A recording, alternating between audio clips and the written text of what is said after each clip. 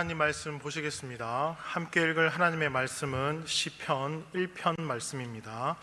1절에서 6절 말씀 한 절씩 교독하시겠습니다. 구약 성경 805쪽입니다.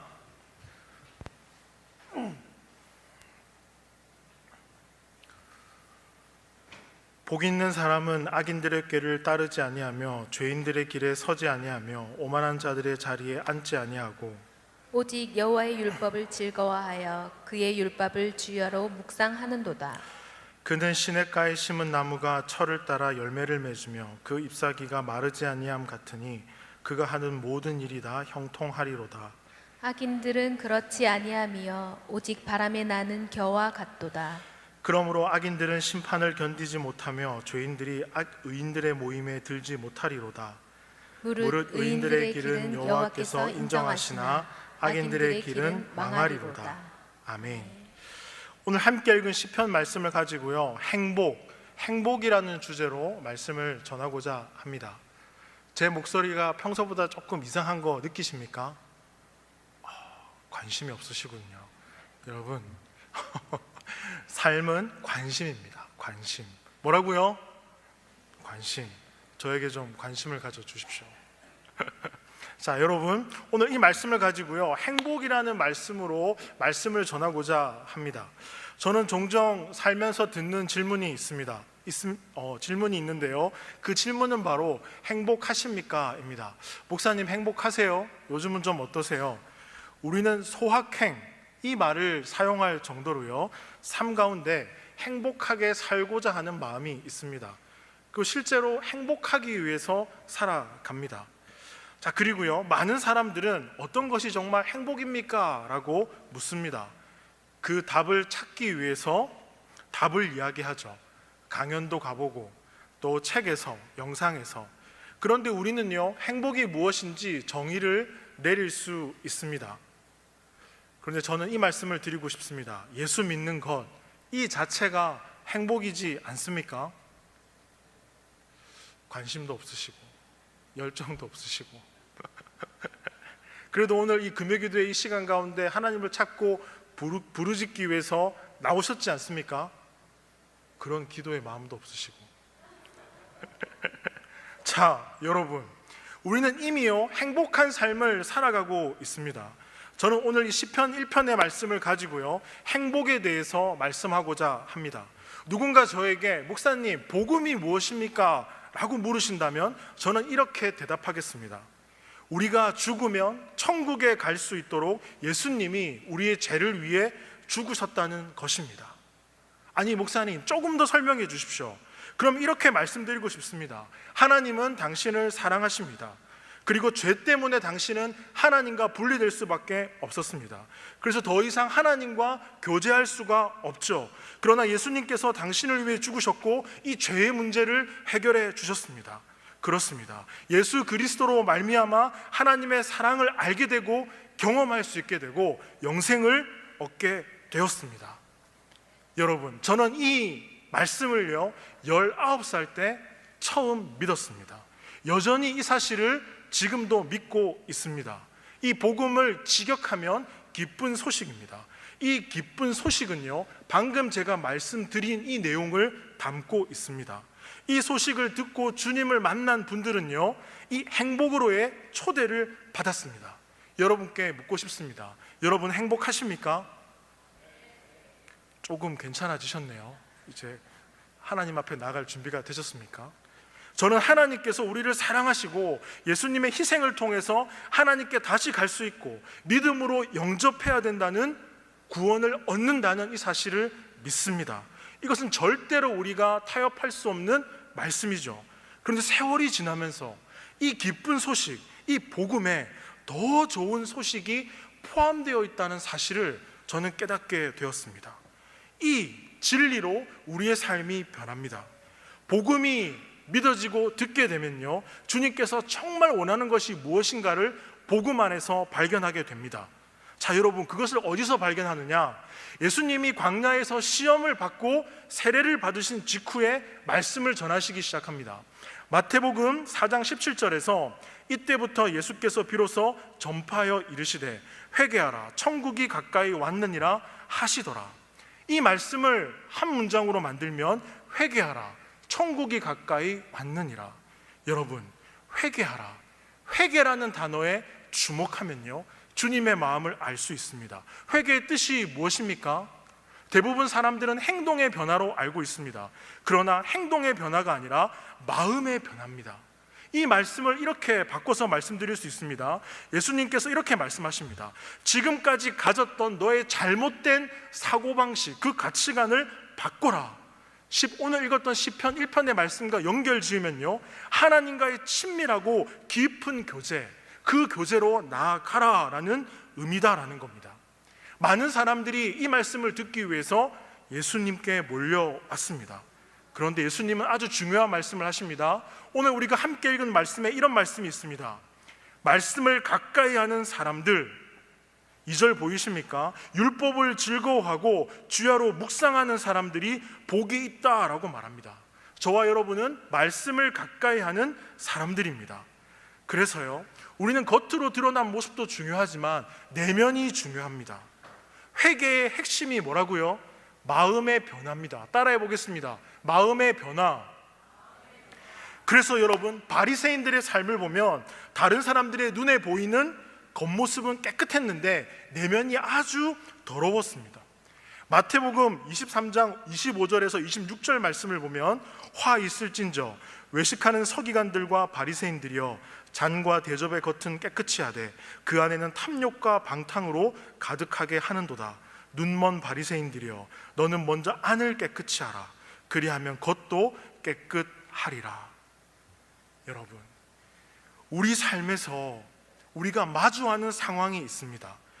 우리의 일상에서 마주하는 고난이라는 상황, 상처를 받았다는 그 상황, 아픔이라는 상황, 감정을 표현하는 분노의 상황, 어떤 사건을 판단하고 해석하는 상황, 겸손한 상황, 긍휼한 상황, 자비함이 있는 상황, 이런 삶에 등장하는 주제에 대해서 우리는 어떻게 대하고 있는가에 대해서 우리는 알아야 됩니다. 대한다는 것은 말씀이 우리 삶에 어떻게 작동하는가를 말합니다. 그래서 여러분, 예수님은요 어린아이와 같은 성품을 좋아했어요. 왜요? 무리 중에 한 아이를 지목해서 이렇게 말씀하십니다. 그러므로 누구든지 이 어린아이와 같은 같이 자기를 낮추는 사람이 천국에서 큰 자니라. 뭐라고요? 어린아이와 같이 낮추는 사람. 왜요? 어린아이들은 말을 잘 듣습니다. 다른 사람의 신경을 쓰지 않아요. 쉽게 판단하지도 않고 미워하지도 않아요.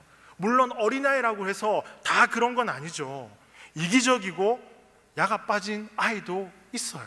하지만 매 순간 누군가를 의존하고 신뢰하고 모든 것을 감사하게 여기며 살아가는 존재가 어린아이였기 때문에 예수님께서 그렇게 말씀하시는 겁니다. 저희 가정은 자기 전에요 감사한 일들을 돌아가면서 이야기합니다. 어느 날 우리 첫째가 이런 얘기를 하더라고요. 아빠, 엄마, 우리를 잘 돌봐주셔서 감사합니다. 주님은요 이 점을 강조하고 싶으셨습니다. 어린아이처럼 온전히 의지하고 믿고 의지하는 모습이 우리 안에 있어야 된다라는 것입니다. 온전히 주님을 의지할 때 저와 여러분의 삶에 복이 있을 줄 믿습니다. 이러한 마음으로 우리가 주님을 바라보게 될 때 주님은 우리를요 행복한 삶으로 초대합니다. 오늘 시편 이 말씀을 통해서 행복이라는 주제로 말씀을 전하고자 합니다. 여러분, 시편 1편은 우리가 너무나 잘 알고 있고 너무나 많이 들었고 암송할 정도로 친근한 시편입니다. 이 시편 전체의 시작을 알리는 책이요 시편 1편입니다. 그래서 이 1편은 아주 특별한 의미를 가지고 있습니다. 왜냐하면 시편 150편의 머릿말이기 때문입니다. 뭐라고요? 시편 150편의 모든 시편의 머릿말입니다. 이 시편은 1편을 이해하지 못하면 어떻게 우리가 시편을 읽어야 될지를 알 수가 없습니다. 그리고 시편에 등장하는 시인들이 그토록 하나님의 이름을 부르고 하나님, 여호와 하나님, 이스라엘의 하나님, 만군의 하나님의 이름을 부르며 나의 상황을 토로하고 탄원하고 그 가운데서 다시 왜 일어설 수밖에 없는가, 그 이유를 1편에서 우리는 찾을 수 있다라는 것이죠. 자, 여러분, 시편 1편에서는요 하나님이요 두 가지의 길이 이 인생 가운데 놓여 있다라고 하십니다. 첫 번째의 길은 의인의 길, 그리고 하나님을 믿는 의인의 길이요, 두 번째는 믿지 않는 악인의 길이 있다고 합니다. 왜 이 의인의 길과 악인의 길을 대조시키면서 우리에게 어떤 메시지를 주고 싶으신 것일까요? 자, 여러분, 한 길은 하나님을 인정하는 의인의 길이요, 또 하나는 하나님을 부정하는 악인의 길입니다. 사람들은 길을 찾습니다. 내가 가는 이 길이 맞나? 그 길을 가는 데 있어서 두려움이 있어요. 그런데 무엇보다 그 마음을 잘 알고 계신 분이 누구십니까? 하나님 아버지시죠. 그래서 정확하게 이 길을 말해 주십니다. 어느 길이 행복의 길인지. 자, 여러분 1절을 보시면 복 있는 사람은 이라고 표현하는데요, 이 복 있는 이 단어의 뜻이 행복이라는 뜻입니다. 성경에 등장하는 공식과도 같은 말입니다. 기억하십시오. 수학의 공식이 있죠. 그 공식을 대입하면 문제를 풀 수 있는 시작이 비로소 된다라는 것입니다. 그래서 하나님께서는 이 행복한 사람의 공식을 시편 1편에서 끄집어내셔서 어떤 특정한 길을 가는 인생, 하나님을 의지하고 바라보는 인생, 그것이 행복의 길에 이르는 길이다라고 우리에게 말씀해 주고 있습니다. 그 길은요, 1절 보십시오. 같이 읽겠습니다. 복 있는 사람은 악인들의 꾀를 따르지 아니하며 죄인들의 길에 서지 아니하며 오만한 자들의 자리에 앉지 아니하고. 어떤 길입니까? 악인의 꾀를 따르지 않고 죄인의 길에 서지 않고 오만한 자들의 자리에 앉지 않는 사람이 행복한 사람이다 라고 말씀하고 있습니다. 제가 서두에 말씀드렸죠. 회개는 뭐라고요? 행동의 변화가 아니고 마음의 변화다라는 겁니다. 죄를 멀리하고 지금까지의 사고방식, 가치관을 저 멀리 던져버리고 올바른 길, 주님이 말하는 길, 그 길을 따르는 것, 그곳에 행복이 있다라고 말씀하십니다. 결국 행복하게 산다는 것은 악인의 꾀를 따르지 않고 죄인의 길에 서지 않고 오만한 자들의 자리에 앉지 않는 것이다 라는 것입니다. 여러분, 말라기서에 보시면 하나님께서 하나님을 두려워하지 않는 제사장들에게 1장에서 이런 말을 합니다. 너희는 나를 존경하며 사니? 네, 존경하며 사는데요. 그래? 전혀 그렇지 않는 것 같은데, 너희들이 성전에 와서 드리는 제물을 봐봐. 병들었고 다리 절고 온전하지 않는 것을 그냥 그저 드리는 너희 인생들아, 너희가 그렇게 나에게 대하는 것처럼 세상 그곳에 가서 너희가 만나는 모든 공동체 속에서 너희가 살아가는 그 현장 가운데서 나에게 했던 그대로 살아봐라. 돌아오는 것이 무엇입니까? 정말 예수 믿는 사람 맞아요? 정말 예수님이 여러분 마음 가운데 있습니까? 정말 예수님의 복음을 가지고 살아가는 사람입니까? 누군가가 있다면 상황에 따라 달라지고, 누군가가 보면 하고 하지 않고, 그런 게 아니다라는 거죠. 직장에 가면 이런 말을 많이 듣습니다. 저도 20대 대부분을 직장 생활을 했더랬습니다. 교회 다니는데요, 뭐 그렇게 융통성이 없어? 다 해. 너만 특별하니? 너만 잘났니? 뭐야? 다 그렇게 살아. 그런 말을 들으면 그런가 보다. 그게 아니다라는 거죠. 하나님이 물으십니다. 그저 그렇게 살아가니? 나한테 했듯이 너의 삶의 그 현장 가운데서도 그렇게 하면서 살아봐. 우리는요, 그렇게 말씀하시는 주님의 말씀을 통해서 우리에게 물어봐야 됩니다. 꾀를 따르는 삶인지, 죄의 길에 서 있는지, 나는 오만한 자리에 있는지, 아니면 주님이 정말 나의 마음을 말씀으로 두드려서 복음이 나의 삶을 두드려서 내 삶이 회개하라 천국이 가까웠느니라, 이 말씀이 들려서 정말 삶에서 부딪히고 깨어지고 마음이 변화되기를 소망하는지, 그렇지 않으면 예수 믿는, 복음을 아는 사람의 예수님을 안다라고 했을 때 모른다라는 것입니다. 여러분들은 주님의 말씀이 여러분 삶 가운데 작동해서 마음이 깨어지는 아픔을 경험하고 계십니까? 깨어지지 않아서 애통하는 마음으로 기도했던 경험이 있으십니까? 2절 말씀 보십시오. 주야로 묵상하다 라는 말씀 보이십니까? 주야는 밤낮이라는 뜻입니다. 항상, 늘 이라는 시간적인 의미와 질적인 의미를 같이 갖고 있습니다. 형통하든지 형통하지 않든지 항상 상황과 환경을 초월하는 게 주야라는 단어의 뜻입니다. 그러면 상황과 환경을 초월하는 이 주야라는 단어의 뜻과 묵상하다, 여러분 한번 읽은 말씀을 눈 감고 그래 좋은 말씀이야 아멘, 이게 아니라 작은 소리로 내 삶에 읊조리는 것입니다. 이 말씀이 내 삶 가운데 작동하기를 소원하며 연구하고 공부하는 것입니다. 하나님의 말씀을 늘 가까이 하며 공부하는 사람이 행복한 사람이다 라고 말합니다. 상황과 환경에 휘둘리지 아니하고 하나님을 제대로 볼 수 있는 사람이다 라는 것입니다. 여러분 공부하길 원하십니까? 010-9832-0000으로 전화 주십시오. 기다리겠습니다. 저는요, 지금까지 살아오면서 딱 한 번 이런 분을 본 적이 있습니다. 제가 20대 간사로 고운교회를 섬기고 있을 때 내과 의사 부부가 자신의 자녀들을 우리 교회 목사님에게 성경 과외를 시키는 것을 봤습니다. 저는 충격이었습니다. 성경 과외요? 공부 아닙니까 목사님? 아니, 그 부부가 과외라고 표현하더라고. 하나님의 말씀을 눈높이에 맞춰서 가르치고 읽고 이 의미를 가르쳐주는 것, 과외를 시키시더라고요. 한 주에 2시간씩 목사님을 집으로 모시고 가서 자녀를 앞에 두고. 저는 굉장히 그 사건이 충격이었습니다. 이런 사모함이 있구나. 여러분, 다니엘은 자신의 삶을 하나님께서 인도해 가신다는 확신을 가지고 살았습니다. 다니엘서 1장 2절에 보면 구약 성경 그 어디에도 없는 이 단어가 나옵니다.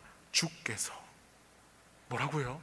주께서 이 모든 상황을 인도하고 계시기에, 나는 하나님이 함께한다는 사실을 알고 있기에 하나님을 바라봅니다. 그리하지 아니하실지라도 하나님은 나의 하나님이십니다. 우리가 가는 이 믿음의 길, 신앙에는요 2가지가 공존합니다. 하나는 하나님이 끊임없이 일하시고 계신다는 것입니다. 두 번째는요, 그리하지 아니하실지라도, 내 인생 가운데 응답이 되어지지 않고 내가 원하는 대로 하지 아니하실지라도 하나님께서는 내 인생의 주가 되십니다. 이 2가지가 공존합니다. 다니엘은요, 주께서 이 모든 상황을 붙들어 가신다는 것을 알고 있어서 주님께 나아갑니다. 그리하지 아니하실지라도 하나님은 나의 주인이십니다. 그러기에 두려워도 어려워도 힘들어도 버틸 힘이 없어도 하나님께서 이 상황을 이끌어가고 계신다는 것을 알기에 다니엘은 상황에 흔들리지 않습니다. 상황이 흔들리면 흔들릴수록 더 하나님을 바라봅니다. 이게 주야로 묵상하는 그리스도인의 삶이다라는 겁니다. 이것이 행복한 삶이다라는 겁니다. 다윗은요, 시편 40편 8절에서요, 나의 하나님이여, 내가 주의 뜻 행하기를 즐기오니 주의 법이 나의 심중에 있나이다 하였나이다. 무슨 말입니까? 하나님, 내가 하나님의 말씀을 따라 사는 것이 즐겁습니다. 말씀이 내 마음에 있는 것이 나는 너무나 기쁩니다. 그 말씀이 여기 있기에 저는 기쁩니다. 주를 찾는 자는 다 주 안에서 즐거워하고 기뻐하게 하시며 주의 구원을 사랑하는 자는 항상 말하기를 여호와는 위대하시다 하게 하소서. 나는 가난하고 궁핍하오나 주께서는 나를 생각하시오니 주는 나의 도움이시오 나를 건지시는 이시라. 나의 하나님이여 지체하지 마소서. 주체할 수 없어서 이 기쁨을 전합니다. 담임 목사님이 왜 아프리카까지 가셨어요? 왜 그곳에서 말씀을 전하십니까? 이 감사의, 이 기쁨의 소식을 더욱 전하고 싶은 마음을 주님께서 주셨기 때문이 아닙니까? 여러분, 오늘날 우리의 즐거움은요, 행복은요, 어디에 있습니까? 여러분들 어디에 있으세요? 국어사전에 보면 행복이란 뜻이 이렇습니다. 좋은 운수, 상황에서 충분한 만족과 기쁨을 느끼며 흐뭇함. 무언가 내 삶에 만족을 주면 우리는 기쁩니까? 그것을 넘어서야 됩니다. 주님이 주시는 기쁨이 참된 기쁨일 줄 믿습니다. 우리가 말씀을 가까이 하지 않으면 무엇이 행복인지를 알지 못합니다. 그래서 하나님께서는 말씀을 통해 분명히 우리에게 말씀하십니다. 시편 4편 7절에 보시면요, 주께서 내 마음에 두신 기쁨은 그들의 곡식과 새 포도주가 풍성할 때보다 더하나이다.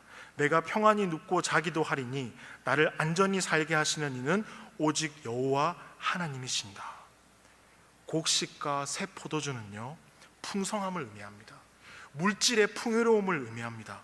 물질적인 기쁨보다 국어사전에 나와 있는 행복의 뜻처럼 매 순간 내 삶에 만족을 주는 기쁨보다, 아니요, 하나님이 부어주시는 기쁨이 있는데, 내가 평안히 눕고 자기도 하리니 나를 안전하게 사시는 이는 오직 여호와 하나님이시다. 이 기쁨을 보지 못하면 진정으로 행복한 삶을 살아갈 수 없다라고 말합니다. 여러분, 주님의 말씀을 즐거워하면요, 삶이 말씀으로 해석이 되어집니다. 말씀으로 해석이 되어진다는 것은 하나님이 나와 함께 계신다는 증거입니다. 그래서 시편 1편 2절에 보십시오.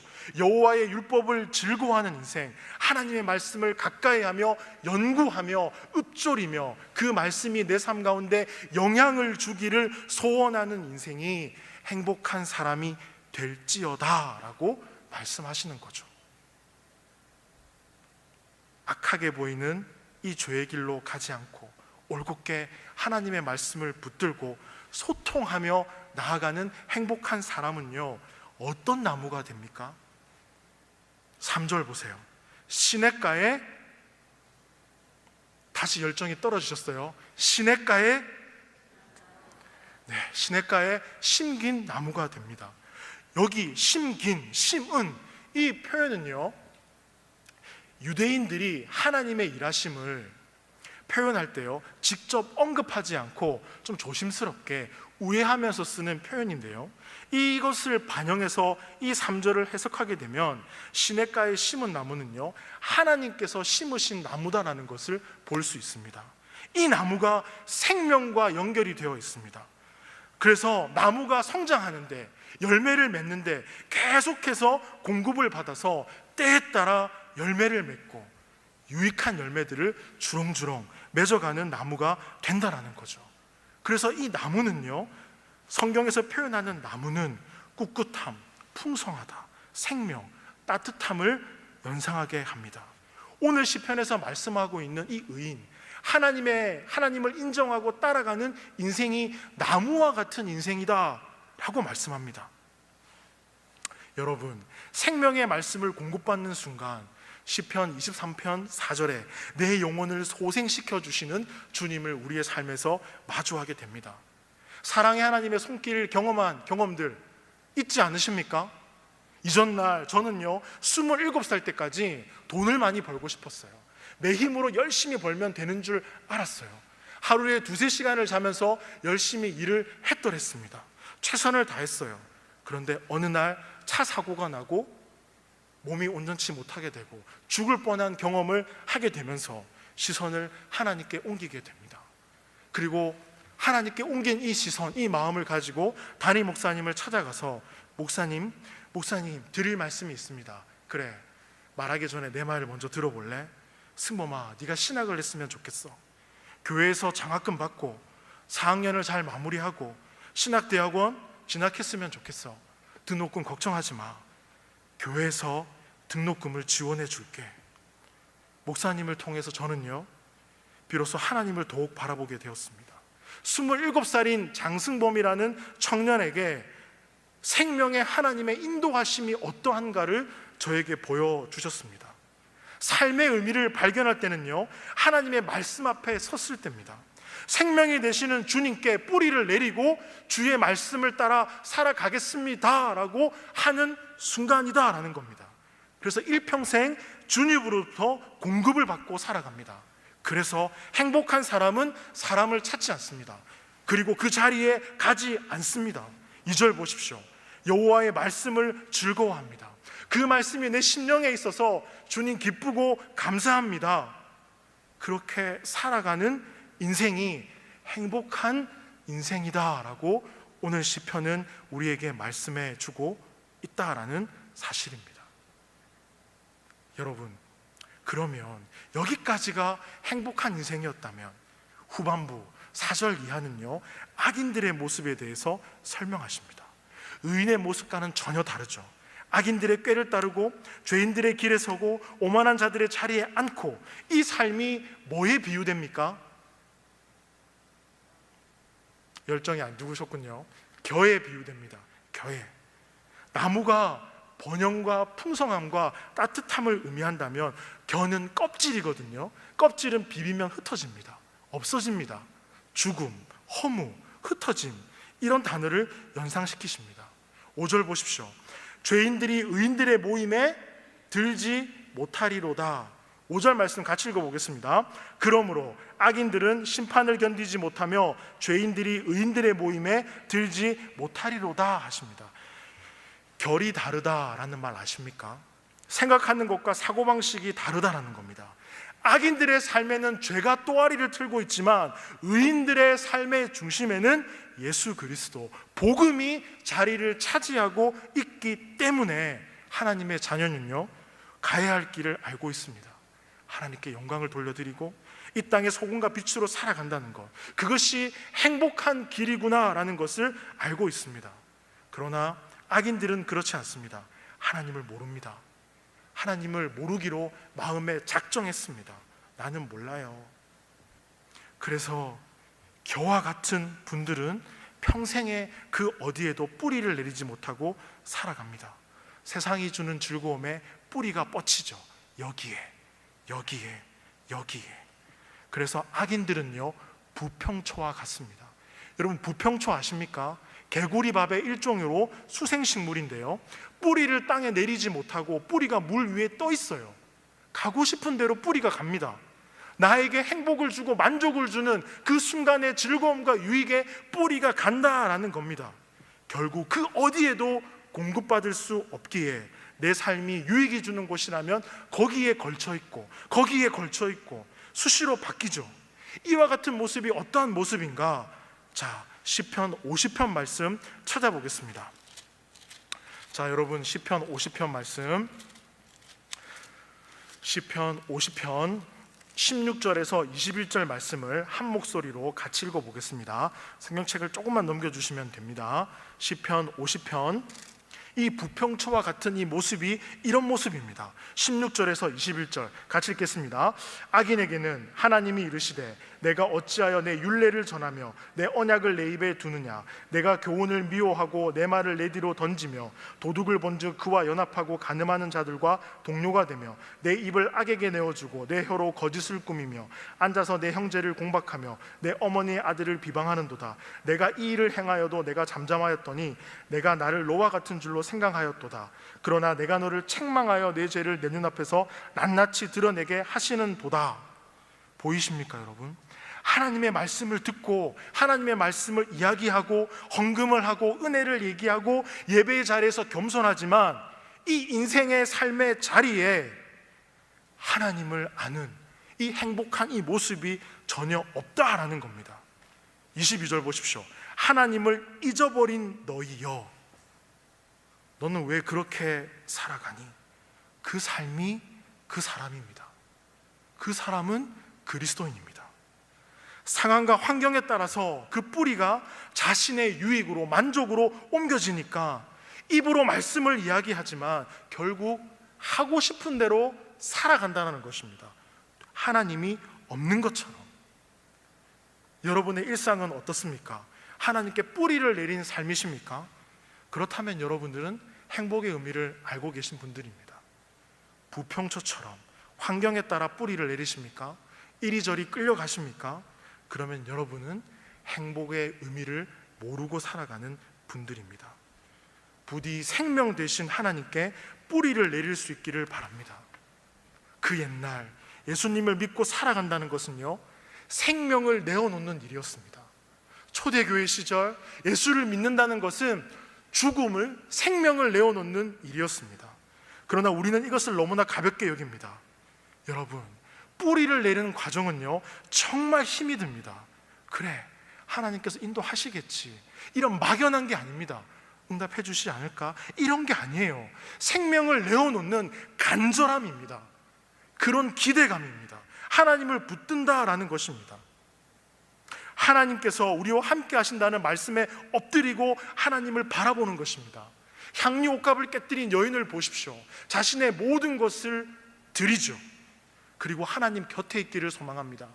나음을 입고 싶은 자, 하나님의 예수님의 옷자락을 잡고 싶어서 내가 옷자락이라도 잡았으면, 그 마음으로 말씀을 들었으면 이라는 그 마음으로 하나님을 가까이 합니다.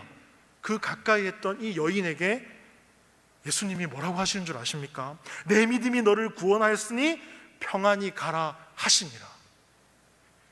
믿음은요, 하나님을 믿는다는 것은요, 붙든다는 것은요, 무엇입니까, 여러분? 생명을 내어놓는 일이다라는 겁니다.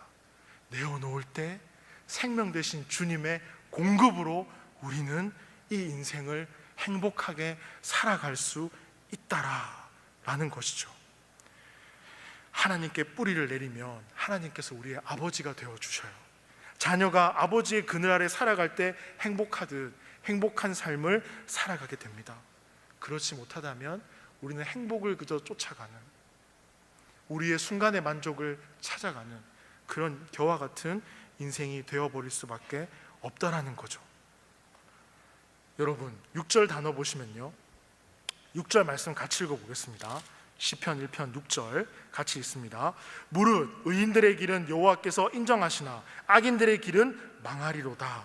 이 무릇이라고 번역된 이 단어는요, 왜냐하면이라고 번역할 수 있습니다. 왜냐하면이라고 넣어서 같이 읽어봅니다. 왜냐하면 의인들의 길은 여호와께서 인정하시나 악인들의 길은 망하리로다.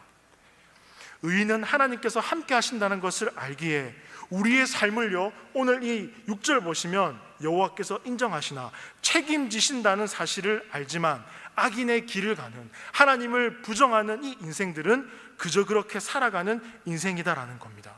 여러분, 시편을 가만히 들여다보면, 아니요, 자세히 들여다보면 우리에게 보여주는 또 다른 사실이 하나 있습니다. 1절을 보십시오. 복 있는 사람이라고 단수로 쓰였습니다. 그런데요, 악인 보십시오. 6절 보시면 악인들이라고 하죠. 복수로 쓰여졌습니다. 의인의 길을 가는 사람은 소수다, 작다라는 거죠. 그러나 하나님을 부정하고 그저 그렇게 살아가는 이 악인들의 삶은 많다라는 겁니다. 그래서 시편 1편은요, 의인의 길을 가는 그리스도인들은 소수다, 그러나 악인의 길을 가는 그리스도인들은 다수다라는 겁니다. 이것이 시편 50편의 말씀과 연결이 되어집니다. 말라기 1장의 말씀과 연결이 되어집니다. 네가 나한테 하는 그대로, 네가 살고 있는 삶의 그 삶 속에서 그대로 살아봐. 하나님을 사랑하십니까? 말씀을 붙드십니까? 하나님이 우리의 구주 되심을 믿으십니까? 여러분들 하나님 앞에 나아가는 그 모습 그대로 하나님이 우리에게 살아갈 때 우리의 삶이 행복해질 것이다 라고 말씀합니다. 여러분, 그렇게 살아가기를 소원하십니까? 하나님을 가까이 하는 길은요, 생명의 근원 되시는 주님께 뿌리를 내는 길입니다. 상황에 따라 부평초처럼 옮겨다니는 그런 인생이 아니라, 결국 겨와 같이 날아가 버리고 없어지는 의미 없는 인생이 아니라, 저는 제가 하나님의 부름을 받고 하늘나라에 가게 되면 저의 비석에 이렇게 새겨줬으면 좋겠습니다. 하나님을 뜨겁게 만난 장승범 목사. 여러분, 하나님께서 인도하는 길은 그 누가 아니라고 해도, 이해가 되지 않아도, 불안하다고 할지라도 그 길에 머물면 시냇가에 심은 나무가 계속해서 수분을 공급받는 결실을 맺는 것처럼 하나님께서 인생을 이끄신다는 것을 깨닫게 될 것입니다. 그래서 여러분들이 시편을 읽기 시작할 때 그 머릿말이 되는 1편은 여러분에게 질문합니다. 시냇가에 심겨진 견고한 나무처럼, 생명을 공급받는 그 견고한 나무처럼 하나님과 함께하는 행복한 인생으로 살겠니? 아니면 하나님이 없는 것처럼 겨와 같이 떠도는 그저 그런 인생으로 살아가겠니? 라고 물으십니다. 수많은 시인들은 그 하나님을 바라봅니다. 생명의 근원 되신 하나님을 바라봅니다. 그래서 여러분들이 시편을 보면 모든 시인은 하나님을 부릅니다. 그리고 기도합니다. 그리고 감사합니다. 그리고 찬양합니다. 여러분들은 매 순간 살아가면서 선택을 하게 될 것입니다. 그때마다 시편 1편의 말씀을 떠올리시면서 주님께서 내 인생을 책임지시지, 이 길이 행복한 길이지, 세상 끝날까지 나와 함께하는 하나님 아버지께서 우리와 함께 하시지, 이 말씀을 붙드시길 소원합니다. 그래서 예배하고 기도하고 찬양하고 감사하며 살아가시기를 바랍니다. 아버지와 함께하는 인생은요, 행복합니다. 그래서 성경은 말합니다. 그리스도인들은 모든 것을 다 가진 사람이다. 왜요? 하나님께서 모든 것을 만드셨으니까. 그분을 우리는 아버지로 여기고 살아가니까 그 모든 것을 가진 사람들이다라는 것입니다. 하나님은요, 자 여러분, 우리 시편 2편 12절 말씀 찾아보겠습니다. 2편 12절 같이 한번 읽어봅니다. 여호와를 그의 아들에게 입맞추라. 그리하지 아니하면 너희가 길에서 망하리니 그의 진노가 급하심이라. 여호와께 피하는 모든 사람은 다 복이 있도다. 여러분, 뭐에게로 피하다라는 표현은요, 뭐에게 의지하다라는 말입니다. 즉 이 말씀은요, 하나님께 자신을 내어 맡긴다라는 의미입니다. 행복한 사람은 악을 멀리하고 율법을 사모하고 사랑하고 가까이하며 공부하는 인생, 그리고 하나님만이 유일한 피난처로 여기며 확신하며 살아가는 사람이다라고 성경은 말합니다. 그런데 여러분, 피하는 사람이 아니라 모든 사람입니다. 그래서 하나님의 사랑은 그 깊이는 우리가 알 수 없습니다. 찬송가 중에 이런 가사가 있죠. 하늘을 두루마리 삼고 바다를 먹물 삼아도 한없는 하나님의 사랑 다 기록할 수 없겠네. 행복한 삶의 시작은요, 주님과 함께하는 믿음 가운데 시작이 될 줄 믿습니다. 여러분, 다윗의 고백을 들어보십시오. 시편 17편 14절에서 다윗은 이렇게 말합니다. 주님, 이 세상에서 받을 몫을 다 받고 사는 자들에게서 나를 구해 주십시오. 주님께서 몸소 구해 주십시오. 그들은 주님께서 쌓아두신 재물로 자신들의 배를 채우고 남은 것을 자녀에게 물려주고 그래도 남아서 자식들에게 물려줍니다. 이런 말입니다. 세상은 물질의 기쁨과 성공과 가치관과 잘됨과 순간순간 주는 만족감과 유익감에 기대어 살아가지만 다윗은 이렇게 말합니다. 나는 주님과 함께 있는 것만으로도 내 기쁨이 됩니다 라고요. 그리고 다윗은 시편 27편 4절에서 이렇게 말합니다. 하나님, 나는 한 가지 소원이 있습니다. 나는 오직 하나님만 구하고 싶습니다. 한평생 주님의 집에 살면서 주님의 자비로운 모습을 보며 성전에서 주님과 내 인생을 의논하며 살아가는 것, 이것이 저의 소원입니다 라고 다윗은 고백합니다. 여러분, 다윗은 진정 하나님 앞에 어떠한 삶이 행복한 삶인가를 아는 사람이었습니다. 하나님께서는 저와 여러분, 우리 모두가 이 땅에서 행복하게 살기를 원하십니다. 그 행복의 시작은요 하나님과 함께하는, 가까이하는 삶입니다. 여호수아서를 읽어보십시오. 여호수아가 고벨 설교에서 이런 말을 합니다. 하나님을 가까이해. 그 말씀이 우리 삶 가운데 들리길 소망합니다. 시편 1편 2절, 하나님을 가까이 할 때 행복이 시작이다. 그 말씀을 따라갈 때 행복이 시작이다. 6절 말씀, 그 길을 가는 인생을 하나님은 책임지신다는 것을 알기에 하나님을 붙든다라는 것입니다.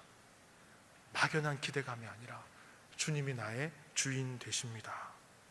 여러분, 여러분의 삶 가운데에 하나님의 말씀이 작동하기를 바랍니다. 그 말씀이 작동해서 여러분의 마음을 두드리고 두드려서 삶이, 마음이 변화되고 주의 말씀과 그 뜻을 따라 살아가시는 온누리교회 성도님들의 삶이 되기를 소원합니다. 이 말씀 기억하시면서요, 우리 기도했으면 좋겠습니다. 하나님 감사합니다. 오늘 시편 말씀을 통해서 하나님은 우리에게 말씀해 주십니다. 어떠한 삶이 복이 있는 삶인지, 하나님의 말씀을 사모하며 붙들고 가까이하며 읊조리는 삶이 복이 있는 삶이라는 것을 우리에게 다시 한번 알려주십니다. 하나님이 우리의 인생을 책임지시기에, 이 의인의 길을 가는 인생들을 책임지시기에 하나님을 바라봅니다. 하나님을 의지합니다. 하나님을 붙듭니다. 하나님, 금요기도의 이 시간 하나님의 이름을 부릅니다. 아버지의 이름을 부릅니다. 하나님, 응답해 주시고 함께해 주시고 주께서 내 삶을 이끄시기에 주께서 내 삶 가운데 함께 하셔서 주의 뜻과 마음을 보게 하시며 이 땅에서의 진정한 행복한 삶이 어떠한 삶인가를 알아가는 우리의 삶이 되도록 인도하여 주시고 함께하여 주옵소서. 그 주님을 바라봅니다. 그 주님을 의지합니다. 하나님의 뜻 가운데 살아가길 소망합니다.